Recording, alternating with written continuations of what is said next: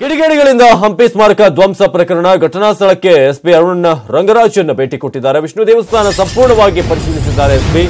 ಈ ಬಗ್ಗೆ ನ್ಯೂಸ್ 18 ಕನ್ನಡ ಇವತ್ತು ಬೆಳಗ್ಗೆ ಸಂಪೂರ್ಣವಾಗಿ ಒಂದು ವಿಸ್ತೃತ ವರದಿಯನ್ನು ಪ್ರಕಟ ಮಾಡಿತ್ತು. ಘಟನಾ ಸ್ಥಳಕ್ಕೆ ಎಸ್ಪಿ ಅರುಣ್ ರಂಗರಾಜನ್ ಈಗ ಭೇಟಿ ಕೊಟ್ಟಿದ್ದಾರೆ. ನಮ್ಮ ಪ್ರತಿನಿಧಿ ಶರಣು ಹಂಪಿ ಸ್ಥಳದಲ್ಲೇ ಹೋಗಿ ಏನೇನು ಯಾವ ರೀತಿಯಾಗಿ ಅಲ್ಲಿ ಹಾನಿಗೆ ಒಳಗಾಗಿದೆ ಅದರ ಒಂದು ಪ್ರತ್ಯಕ್ಷ ವರದಿಯನ್ನು ಕೊಟ್ಟಿದ್ರು. ಅದಾದ ನಂತರ ಈಗ ಎಸ್ಪಿ ರಂಗರಾಜನ್ ಭೇಟಿ ಕೊಟ್ಟಿರೋದು. ಕಿಡಿಗೇಡಿಗಳ ಕೃತ್ಯದ ಬಗ್ಗೆ ನ್ಯೂಸ್ 18 ಕನ್ನಡ ಇವತ್ತು ಬೆಳಗ್ಗೆಯಿಂದಲೇ ನಾವು ವರದಿಯನ್ನ ಬಿತ್ತರಿಸಿದ್ವಿ, ಅಧಿಕಾರಿಗಳನ್ನ ಕೂಡ ಎಚ್ಚರಿಸಿದ್ವಿ ಯಾವ ರೀತಿಯಾಗಿ ಅಲ್ಲಿ ದುಷ್ಕರ್ಮಿಗಳು ಬಂದು ಕಂಬಗಳನ್ನ ತಳ್ಳಿದ್ರು ಅಂತ. ನ್ಯೂಸ್ 18 ವರದಿಯ ಬಳಿಕ ಸ್ಥಳಕ್ಕೆ ಎಸ್ಪಿ ದೌಡಾಯಿಸಿದ್ದಾರೆ. ಏನಾಗಿದೆ ಸೂಕ್ತವಾದಂತಹ ಕಠಿಣ ಕ್ರಮ ಕೈಗೊಳ್ಳುವ ಬಗ್ಗೆ ಭರವಸೆಯನ್ನು ಕೂಡ ಕೊಟ್ಟಿದ್ದಾರೆ. ಇನ್ನು ಪುರಾತತ್ವ ಇಲಾಖೆ ಅಧಿಕಾರಿಗಳು ಆರಂಭದಲ್ಲಿ ಇದು ಹಂಪಿಯ ವಿಜುವಲ್ಸ್ ಅಲ್ವೇ ಅಲ್ಲ ಬೇರೆಲ್ಲದೋ ಹಾಕಿದ್ದಾರೆ ಅಂತ ಹೇಳಿದ್ರು. ಆದ್ರೆ ಈಗ ಅವರು ಕೂಡ ಬಂದು ಭೇಟಿ ಕೊಟ್ಟಿದ್ದಾರೆ. ಇನ್ನು ಹಂಪಿ ಅಭಿವೃದ್ಧಿ ಪ್ರಾಧಿಕಾರ ಅಲ್ಲಿನ ಅಧಿಕಾರಿಗಳು ಕೂಡ ಈಗ ಸ್ಥಳಕ್ಕೆ ಹೋಗಿರೋದು. ಈ ಮೂಲಕ ನ್ಯೂಸ್ 18 ಕನ್ನಡದ ಬಿಗ್ ಇಂಪ್ಯಾಕ್ಟ್ ಇದು. ಪುರಾತತ್ವ ಇಲಾಖೆ ಅಧಿಕಾರಿಗಳು ಕೂಡ ಸ್ಥಳಕ್ಕೆ ಭೇಟಿ ಕೊಟ್ಟಿದ್ದಾರೆ.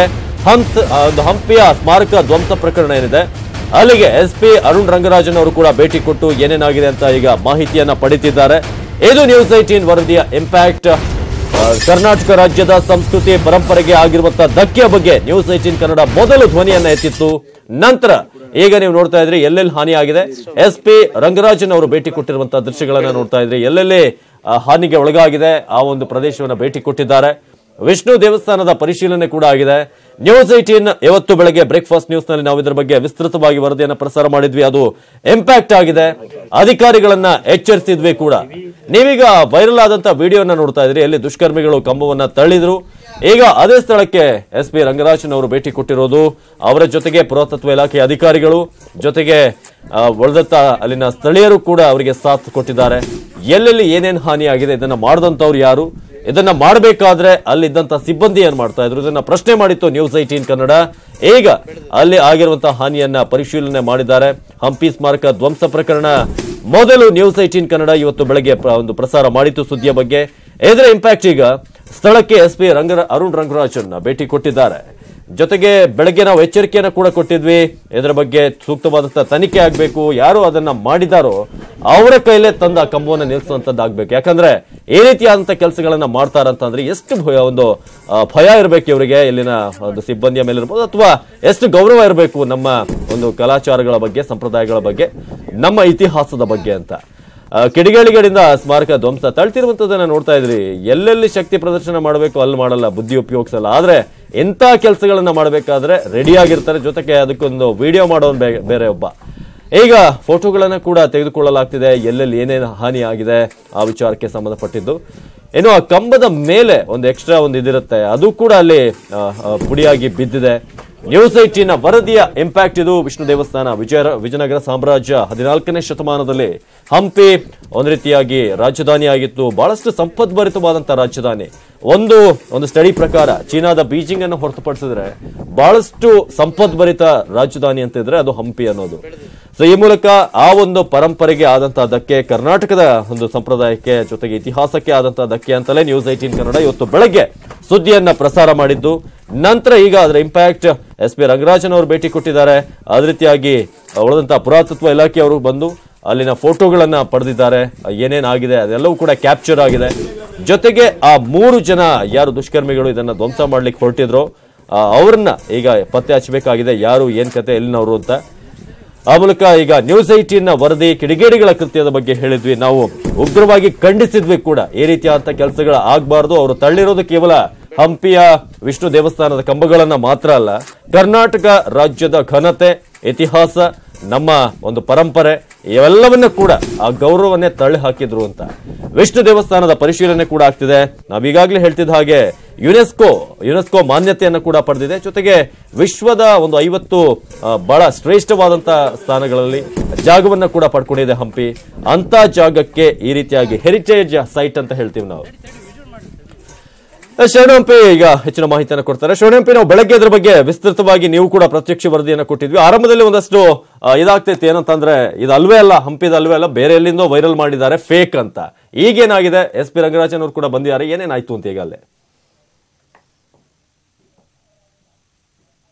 ಅವಿನಾಶ್, ಈಗಾಗಲೇ ಏನು ಈ ಘಟನೆ ನಡೆದಿರೋದು ವಿಶ್ವ ಪ್ರಸಿದ್ಧ ಹಂಪಿಯಲ್ಲಿ ಅಲ್ಲ ಅಂತ ಏನ್ ಹೇಳ್ತಾ ಇದ್ರು, ಈ ಬಗ್ಗೆ ಘಟನಾ ಸ್ಥಳಕ್ಕೆ ನ್ಯೂಸ್18 ಕನ್ನಡ ಯಾವಾಗ ವರದಿ ಮಾಡ್ತೋ ಕೂಡ್ಲೇನೆ ಬಳ್ಳಾರಿ ಜಿಲ್ಲಾ ಎಸ್ಪಿ ಅರುಣ್ ರಂಗರಾಜನ್ ಮತ್ತು ಅವರ ತಂಡ ಏನಿದೆ ಎಲ್ಲರೂ ಕೂಡ ಭೇಟಿ ಮಾಡಿದ್ರು. ಇದೇ ಘಟನಾ ಸ್ಥಳ. ಈ ಘಟನಾ ಸ್ಥಳಕ್ಕೆ ಭೇಟಿ ಮಾಡಿ ಪರಿಶೀಲನೆ ಮಾಡಿದ್ರು. ಅರ್ಧ ಗಂಟೆಗಳು ಕಾಲ ಸಂಪೂರ್ಣವಾಗಿ ವಿಚಾರಣೆ ನಡೆಸಿ ಮತ್ತು ಸಂಪೂರ್ಣ ವೀಕ್ಷಣೆ ಮಾಡಿದಂತ ಜಿಲ್ಲಾ ಎಸ್ಪಿ ಅವರು ಈಗಾಗಲೇ ಇಬ್ಬರು ಪೊಲೀಸರನ್ನು ಇಲ್ಲಿ ಬಂದೋಬಸ್ತಿಗೆ ಏನು ಸೂಚನೆ ನೀಡಿದ್ದಾರೆ ಮತ್ತು ಇಲ್ಲಿ ಘಟನೆ ನಡೆದಿರೋದು ಯಾವಾಗ ಏನು ಅನ್ನೋದ್ರ ಬಗ್ಗೆನೂ ಕೂಡ ಮಾಹಿತಿಯನ್ನು ನೀಡಿದ್ದಾರೆ. ಅವರು ನೀಡುವ ಮಾಹಿತಿ ಪ್ರಕಾರ 6 ತಿಂಗಳ ಹಿಂದೆಷ್ಟೇ ನಡೆದಿರಬಹುದು ಅಂತ ಹೇಳಿ ಅವರು ಅಂದಾಜು ಮಾಡ್ತಾ ಇದ್ದಾರೆ. ಈ ಘಟನೆ ಸಂಬಂಧಿಸಿದಂತೆ 4 ಜನ ಆರೋಪಿಗಳಿದ್ದಾರೆ. 3 ವಿಜುವಲ್ ಅಲ್ಲಿ ಕಾಣ್ತಾರೆ, ಇನ್ನೂ ಒಬ್ರು ವಿಡಿಯೋ ಮಾಡಿದವರು. ಆ 4 ಜನರನ್ನು ಕೂಡ ಟ್ರೇಸ್ ಮಾಡ್ಲಿಕ್ಕೆ ಈಗಾಗಲೇ ನಾವು ತನಿಖೆಯನ್ನ ಮಾಡ್ತಾ ಇದೀವಿ. ಸುತ್ತ ಖುದ್ದು ನಾನೇ ಆ ತನಿಖೆಯನ್ನ ಮುಂದುವರಿಸಿದ್ದೇನೆ ಅನ್ನೋ ಮಾತನ್ನು ಕೂಡ ಹೇಳಿದ್ರು.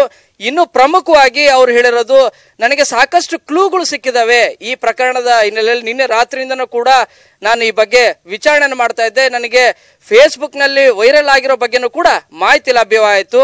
ಇವೆಲ್ಲಗಳ ಹಿನ್ನೆಲೆಯಲ್ಲಿ ಈಗಾಗಲೇ ತನಿಖೆಯನ್ನು ಕೂಡ ಮಾಡ್ತಿದ್ದೇವೆ ಅನ್ನುವಂತ ಮಾಹಿತಿಯನ್ನ ಜಿಲ್ಲಾ ಎಸ್ಪಿ ಅರುಣ್ ರಂಗರಾಜನ್ ಅವರು ಮಾಹಿತಿ ನೀಡಿದ್ದಾರೆ. ಇನ್ನು ಪುರಾತತ್ವ ಇಲಾಖೆ ಮತ್ತು ಹಂಪಿ ಅಭಿವೃದ್ಧಿ ಪ್ರಾಧಿಕಾರದ ಅಧಿಕಾರಿಗಳು ಕೂಡ ಭೇಟಿ ನೀಡಿದ್ರು. ಆ ಸಂದರ್ಭದಲ್ಲೂ ಕೂಡ ಅವರಿಂದ ಮಾಹಿತಿಯನ್ನ ಪಡೆದುಕೊಂಡ್ರು. ನಮಗೆ ಇನ್ನೂ ಒಂದು ಪ್ರಮುಖ ವಿಚಾರ ಅಂತಂದ್ರೆ, ಇಲ್ಲಿ ಬಿದ್ದಿರುವಂತ ಕಂಬಗಳೇನಿದಾವೆ ಇವು ಹಿಂದಿನ ಅಂದ್ರೆ 1 ವಾರದಲ್ಲಿ ಆಗಿರುವಂತ ಲಕ್ಷಣಗಳು ಕಾಣ್ತಾ ಇಲ್ಲ. ಯಾಕಂದ್ರೆ ಇಲ್ಲಿರುವಂತ ಮಣ್ಣು ಮತ್ತು ಬಿದ್ದಿರುವಂತ ರೀತಿ ನೋಡ್ತಾ ಇದ್ರೆ 1 ವಾರದ ಆಚೆಗೆ ಅಂದ್ರೆ 6 ತಿಂಗಳು ಆಗಿರಬಹುದು ಅಂತೇಳಿ ಜಿಲ್ಲಾ ಪೊಲೀಸ್ ವರಿಷ್ಠಾಧಿಕಾರಿಗಳು ಅಂದಾಜ್ತಾ ಇದ್ದಾರೆ. ಆದ್ರೆ ಅದು ಸಂಪೂರ್ಣವಾಗಿ ತನಿಖೆ ನಂತರವೇ ಗೊತ್ತಾಗೋದು. ಇನ್ನುಳಿದಂತೆ ಎಲ್ಲಾ ಕಂಬಗಳೇನಿದಾವೆ ಒಟ್ಟು 14 ಕಂಬಗಳು ಬಿದ್ದಿರೋದು. ವಿಡಿಯೋದಲ್ಲಿ ಸಿಕ್ಕಿರೋದು ಬರೀ ಒಂದು ಕಂಬನ್ನ ಬೀಳಿಸುವಂತ ಸಂದರ್ಭದಲ್ಲಿ ಅದು ಆಯುಷ್ ಅನ್ನುವಂತ ವ್ಯಕ್ತಿ ಇನ್ಸ್ಟಾಗ್ರಾಮ್ ನಲ್ಲಿ ಹಾಕ್ತಾರೆ. ಈ ರೀತಿಯಾಗಿ ನಡಿಬಾರ್ದು, ಹಂಪಿಯನ್ನ ಉಳಿಸಿ ಅನ್ನೋ ರೀತಿಯಾಗಿ ಮೆಸೇಜ್ ಅನ್ನು ಕೂಡ ಹಾಕಿ ಇನ್ಸ್ಟಾಗ್ರಾಮ್ ನಲ್ಲಿ ವಿಜುವಲ್ ಮಾಡ್ತಾರೆ. ಆ ವಿಜುವಲ್ ವಿಡಿಯೋ ವೈರಲ್ ಆಗ್ತದೆ. ಆ ವೈರಲ್ ನ ಹಿನ್ನೆಲೆಯಲ್ಲಿ ನ್ಯೂಸ್18 ಕನ್ನಡ ಮೊದಲು ಹಂಪಿಯನ್ನ ರಕ್ಷಿಸಿ ಅಂತ ಹೇಳಿ ನ್ಯೂಸ್ ಬೆಳಗ್ಗೆಯಿಂದನೂ ಕೂಡ ವರದಿಯನ್ನು ಕೂಡ ಮಾಡ್ತಾ ಇದೀವಿ. ಮತ್ತು ಘಟನಾ ಸ್ಥಳಕ್ಕೆ ಆಗಮಿಸಿ ಹಂಪಿಯಲ್ಲಿ ಘಟನೆನೇ ನಡೆದಿಲ್ಲ ಅನ್ನುವಂತ ಅಧಿಕಾರಿಗಳ ಹೇಳಿಕೆಗೆ ಈಗ ಪ್ರತಿಕ್ರಿಯೆಯಾಗಿ ಈಗ ನೀಡ್ತಿರುವಂತ ಜಿಲ್ಲಾ ವರಿಷ್ಠಾಧಿಕಾರಿಗಳ ಹೇಳಿಕೆ ಸ್ಪಷ್ಟೀಕರಣ ಕೊಟ್ಟಂತಿದೆ. ಈ ಘಟನೆ ನಡೆದಿರೋದು ಈ ಜಾಗದಲ್ಲಿಯೇ. ಇಲ್ಲಿರುವಂತ 3 ಜನರೇನಿದ್ದಾರೆ ಕಿಡಿಗೇಡಿಗಳು, ಅವರು ಕಲ್ಲನ್ನ ತೂರ್ತಾರೆ, ಇಲ್ಲಿರುವಂತ ಬಂಡೆಗಳನ್ನೆಲ್ಲವನ್ನು ಕೂಡ ದಬ್ತಾರೆ. ಆ ವಿಡಿಯೋ ಸ್ಪಷ್ಟವಾಗಿ ಸಿಕ್ಕಿದೆ. ಈ ಪ್ರಕರಣವನ್ನ ಬಹಳ ಗಂಭೀರವಾಗಿ ತೆಗೆದುಕೊಂಡಿರುವಂತ ಜಿಲ್ಲಾ ಪೊಲೀಸ್ ಇಲಾಖೆ ಈಗಾಗಲೇ ಟ್ರೇಸ್ ಮಾಡ್ತಾ ಇದ್ದಾರೆ. ಅವರಿಗೆ ಕ್ಲೂ ಕೂಡ ದೊರೆತಿದೆ. ಆರೋಪಿಗಳನ್ನ ಬಂಧಿಸಿದೀವಿ ಅನ್ನೋ ಮಾತನ್ನು ಕೂಡ ಹೇಳ್ತಾ ಇದ್ದಾರೆ. ಇನ್ನು ಕಮಲಾಪುರ ಪಟ್ಟಣದಲ್ಲಿ ಅಂದ್ರೆ ಹಂಪಿ ಪ್ರದೇಶದಲ್ಲಿರುವಂತ ಪಕ್ಕದಲ್ಲೇ ಬರುವ 3 ಕಿಲೋಮೀಟರ್ ಹೊಸಪೇಟೆ ತಾಲೂಕಿನ ಕಮಲಾಪುರ ಪಟ್ಟಣದಲ್ಲಿ ಕಾಂಗ್ರೆಸ್ನ ಎಲ್ಲ ನಾಯಕರು, ಮುಖಂಡರು ಮತ್ತು ಸ್ಥಳೀಯರು ಮತ್ತು ಹಂಪಿ ಉಳಿಸಿ ಸ್ಮಾರಕವನ್ನ ಬೆಳೆಸಿ ಅನ್ನೋ ರೀತಿಯಾಗಿ ಪ್ರತಿಭಟನೆಯನ್ನು ಕೂಡ ಮಾಡ್ತಾ ಇದ್ದಾರೆ. ರಸ್ತೆ ತಡೆ ನಡೆಸಿ ಪ್ರತಿಭಟನೆಯನ್ನ ಮುಂದುವರಿಸಿದ್ದಾರೆ. ಅವಿನಾಶ್, ವೆರಿ ಗುಡ್ ಜಾಬ್ ಶರಣ ಹಂಪಿ. ಥ್ಯಾಂಕ್ ಯು ಮಾಹಿತಿಗಾಗಿ. ಇನ್ನು ಎಸ್ಪಿ ರಂಗರಾಜನ್ ಅವರು ಏನ್ ಮಾತನಾಡಿದ್ರು, ಅರುಣ್ ರಂಗರಾಜನ್, ಬನ್ನಿ ನೋಡೋಣ. ಕನಿಷ್ಠ ಪಕ್ಷ ಈ ಪೊಲೀಸ್ ಇನ್ಫಾರ್ಮೇಶನ್ ಪ್ರಕಾರ 3 ವರ್ಷ ಇರಬಹುದು ಅಂತ ಹೇಳ್ತಾ ಇದ್ದಾರೆ. ಕನಿಷ್ಠ ಅಟ್ಲೀಸ್ಟ್ ಒಂದು 6 ತಿಂಗಳು ಅಟ್ಲೀಸ್ಟ್ ಅದು ಇರಬಹುದು ಅಂದಾಜು. ಬಟ್ ಇನ್ಫಾರ್ಮೇಶನ್ ಇದೆ, ಯಾರು ಮಾಡಿದಾರೆ ಅಂತ ಮಾಡಬಹುದು ಅಂತ ಒಂದು ಕ್ಲೂಸ್ ಇದೆ, ಮತ್ತೆ ಇನ್ಫಾರ್ಮೇಶನ್ ಇದೆ. ಅವರನ್ನು ಹಿಡಿಯಕ್ಕೆ ನಾವು ಈಗ ಪ್ರಯತ್ನ ಮಾಡ್ತಾ ಇದ್ದೇವೆ. ಇನ್ವೆಸ್ಟಿಗೇಷನ್ ಅಲ್ಲಿ ಇದೀವಿ, ಅದನ್ನ ರಿವೀಲ್ ಮಾಡಿದ್ರೆ ಅಂಡರ್ ಇನ್ವೆಸ್ಟಿಗೇಷನ್ ಇದನ್ನ ಮಾಡುವುದು. ಬಟ್ ಇನ್ಫಾರ್ಮೇಶನ್ ನಮಗೆ ಇದೆ, ನಾವು ಕಡ್ಡಾಯವಾಗಿ ಮಾಡ್ತೀವಿ. ಅದು ಮಾತ್ರ ಇಲ್ಲ, ಇನ್ಮೇಲೆ ಯಾವುದೇ ತರ ಎಲ್ಲಿನೂ ಇಲ್ಲಿ ಆಗಬಾರ್ದು ಅಂತ ಮಾಡಕ್ಕೆ ಎಲ್ಲ ಕಡೆ ನಾವು ಪೊಲೀಸ್ ಸಿಬ್ಬಂದಿ ಪ್ರೊಟೆಕ್ಷನ್ ಟೈಟ್ ಮಾಡ್ತೀವಿ. ಆಲ್ರೆಡಿ ಇಲ್ಲಿ ಪ್ರೈವೇಟ್ ಪ್ರೊಟೆಕ್ಷನ್ SIS ಅವರು ಇದ್ದಾರೆ. ಟೋಟಲ್ 50 ಜನ ಇದ್ದಾರೆ. ಬೆಳಿಗ್ಗೆ 30 ಜನ ಕೆಲಸ ಮಾಡ್ತಾರೆ, ಸಾಯಂಕಾಲ 6 o'clock 20 ಜನ ಕೆಲಸ ಮಾಡ್ತಾರೆ. ಅದರಲ್ಲಿ ಒಬ್ಬರು ಆ ಕಡೆ ಸ್ವಲ್ಪ ದೂರದಲ್ಲಿ ಲೋಟಸ್ ಮಹಲ್ ಹತ್ರ ವಿತ್ ಆರ್ಮ್ಸ್ ಸೆಕ್ಯೂರಿಟಿ ಗಾರ್ಡ್ ಕೂಡ ಇದ್ದಾರೆ. ಇದೆಲ್ಲ ಆದ ಮೇಲೇನೂ ಸಹ ನಮ್ಮ ಪೊಲೀಸ್ ಅವರನ್ನು ಕೂಡ ಮಾಡಿ ಇಲ್ಲಿ ಮ್ಯಾಕ್ಸಿಮಮ್ CCTV ಕ್ಯಾಮೆರಾಗಳನ್ನು ಕೂಡಿಸಕ್ಕೆ ನಾವು ಪ್ರಯತ್ನ ಮಾಡ್ತೇವೆ. ಕನಿಷ್ಠ ಪಕ್ಷ ಈ ಪೊಲೀಸ್ ಇನ್ಫಾರ್ಮೇಶನ್ ಪ್ರಕಾರ